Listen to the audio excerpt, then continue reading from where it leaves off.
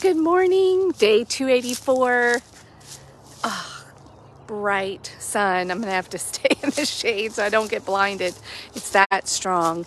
And boy, you can see the colors are turning here. It's beautiful fall weather. It's beautiful this time of year, and you can hear the crunching of the leaves below my feet. And the water is like glass today. It's beautiful. Okay, so 2 Corinthians chapters 6 and 7. Paul is, the church of Corinth. I read a little bit of history this morning about the context and why he's writing this letter and why he was sending some hard messages that might have been hard to receive and not well received, and that was causing some pain in him to even have to say them and them to hear it. So I've titled today, Don't Shoot the Messenger. This Corinth, and as a matter of fact, to be called a Corinthian was like, that was like a bad name. Like it was a term of like derision and mocking, and like, you're a bad person if you're a Corinthian. That is like what was going on in Corinth was total hedonism, debauchery. Like the city had been taken over, and bad, very not good, healthy behavior was the norm. It was celebrated. It was, they said there were 1,000 prostitutes at the temple. And they were even saying that what they were doing was an act of worship. So they had taken life and kind of turned it upside down, or were living completely in their flesh, in what the Bible terms as sin, and things were not going well for the city. And there were people there that wanted to believe, but they were caught in the middle, and maybe with one foot over here, one foot over there, and not knowing how to do that. And so Paul had to get like stern with them. Like, you can't, you're trying to mix oil and water and they don't mix. And you're trying to have it both ways. You're trying to be a believer and live the way that Jesus showed us, but you're also trying to be over here doing all of this, and it's not going to work. It doesn't work. It's not working. But he also is kind of saying, don't shoot the messenger. And that is the temptation when you're the one that's got to deliver a hard message. And if you've worked in a job ever, you've probably had to do that. Or if you've been a parent, you've had to do that. Or, all kinds of different situations where we know the right thing, but we also know it's going to be hard and maybe not well received. And the temptation when you're on the receiving end, because the ego jumps in and tries to defend. You can't tell us who do you think you are? And we'll try to blame the messenger. Boy, having been a real estate agent for a number of years, I have walked this walk. I'm like, please don't shoot the messenger. I'm just here. I'm just a messenger. When people, you have if you've ever bought or sold a house, you know what I'm talking about. When it's your home and somebody comes in and they have to hire an inspector and give the inspection give the home an inspection. I've been tongue-tied the last few days, brain-tied maybe. And that's a tough process to go through. You take it personally. If the inspector finds something that maybe needs to be repaired, and you're like, but I've been such a good homeowner. I'm on top of everything, and blah, blah, blah. How can they, and they don't know what they're talking about. Blah, blah. Like, people be crazy when they sell houses. I'm just saying. Even real estate agents, when we sell our own houses, we go off the rails too. It's like, what do you mean? And then somebody will, the negotiation process, or, you know, you put a price on your house and somebody comes in and makes what is a low offer. Oh boy.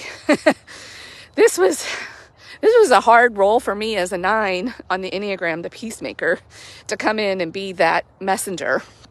But even as a parent, as a coworker, so many situations. So we can kind of identify, not only with Paul, but even with the people of Corinth, the temptation to shoot the messenger. But as he is writing this, he's also saying, I know this is hard for me, and I know it's hard for you, and it's causing in you a sadness, but it's a good kind of sadness. It's the sadness of like conviction, eyes open, looking and going, oh, wow, I did this, and now I have this consequence. And we have a choice from that place.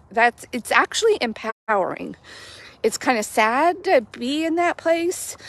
But it's a temporary sadness, but he says it's also a good sadness, because it's like, oh, I see. Oh, I have choices. Oh, and we kind of are maybe hindsight will kick in, and we'll look back and go, oh, if I would have done things this way or that way, I wouldn't be in this position of having this conviction or these feelings of awareness now and needing to change. But the change and going in a new direction is a good thing. It's what needed to happen. And people that are open, that don't shoot the messenger and can receive the message and really look within and evaluate themselves, their life, their choices. My friend Gina, another coach, Gina T, she calls hindsight kindsight, that we can look back in kindness and compassion with ourselves rather than condemnation, because that's more empowering. It's like, oh, I have a choice here. I can go in a new direction. But that sadness or that feeling of conviction, or even if it's a little bit of like healthy guilt, can empower us to go in a new direction and make a new choice. It's a lesson. I almost called that, like painful lessons could have been the title for today. I was like tossing those two up. But they're lessons nonetheless. It's learning, it's feedback, it's what needed to happen. And how do we know it needed to happen? Because it did. God is a God of isness, of being, the I am. And so we don't want to argue with reality. That's shooting the messenger. We don't want to argue. We want to pay attention and go, okay, but his mercies are new every day. I have a new opportunity here. And if I want to be honest, humble, then I have an opportunity. It's not just an obstacle, it's an opportunity. So we can take things like this and it can be an obstacle and stop us in our tracks. That's what the ego and pride will do. And when you catch yourself wanting to defend or jump in and fix or take on other people's problems, you take away their opportunity to maybe learn a lesson, to get the lesson they needed, to do the work they needed to do. This is why Paul has kind of been laying this foundation all along of like, stay in your own lane, you do your job, leave the rest up to God, you be the messenger, even when you do get shot. But be glad when you're not, and be glad when there is even evidence. So the sadness or those feelings are evidence of awareness, a pain that sort of needs to happen, a pain that motivates you to repent, to turn in a new direction, and make new choices. As long as you have breath in your lungs, you've got a choice to turn in a new direction. And our brain, our ego, our survival self wants to sort of catastrophize everything and and not find blame in ourselves. It wants to find blame outside. But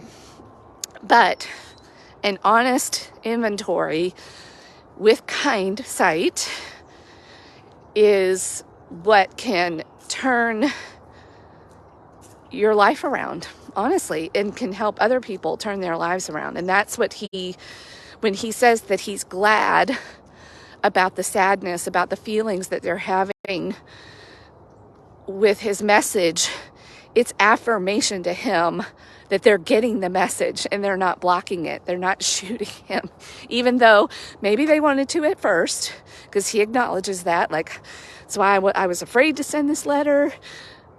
It was hard for me. It's painful.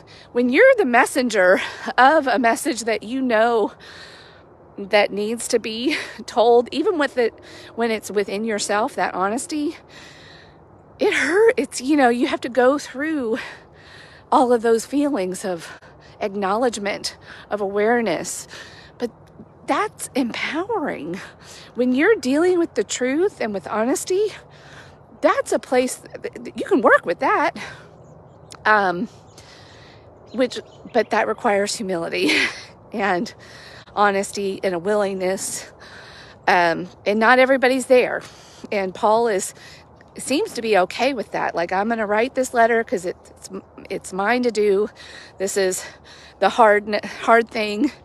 I'm sad writing it too. I have to work through my own feelings of pain and sadness to even write this letter. So I know what you're going to go through on the receiving end of it. But together, with God's help, we can all be better for it. So if you're on the receiving end of a hard message, or you're on the one that's even on the giving end, like, these painful experiences are opportunities if you will open your eyes to learn and to grow. Oh, somebody's letting their dog run. Okay, it took me by surprise. All right, I've got to go get on with my day, rise and shine.